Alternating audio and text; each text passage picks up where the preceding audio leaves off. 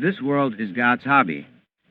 Since God is perfect and this earth is not a necessity for his evolution, it is therefore a sort of hobby to God.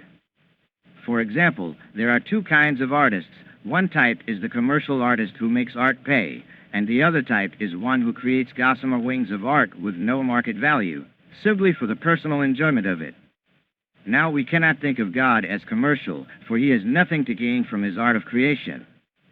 Similarly, wealthy people sometimes take up special hobbies that are expensive because they can afford them. I met such a man in Cincinnati. He had a big farm as his hobby.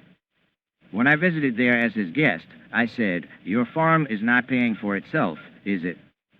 He replied, "That's right. This egg I am eating cost me 90 cents. I could get one in the market for a few pennies." So this world is God's hobby. But it is not any fun for those who are suffering in it. I often say to the Lord, if you wanted a hobby, why did you create pain and cancer and terrible emotions as part of it? Of course, I am not in the world to dictate to the Lord. I know that. But I humbly fight with him. He laughs at me and says, in the last chapter, all will know the answer to these questions. Well, I know the answer, but I argue on behalf of those who don't. It may be a play to you, Lord, but it is misery and death to those who don't know it is just a play. Two people marry and think they have found perfect love, and then one of them dies. What a tragedy.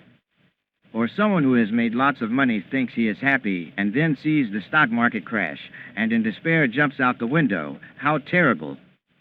And in the sense traps of sex, wine, and money there is temptation not only from outside, but from within. How is man going to justify all this? And why are there gangsters and persons who are insane and all kinds of dreadful goings-on, Lord? Why are there germs that kill so many people every year?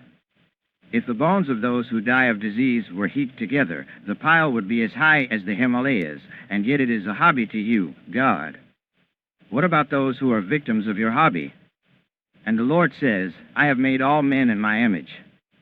If you know you are a part of me, you can live in this world and enjoy it as I do. That is the ultimate answer. We do not see this world as God sees it.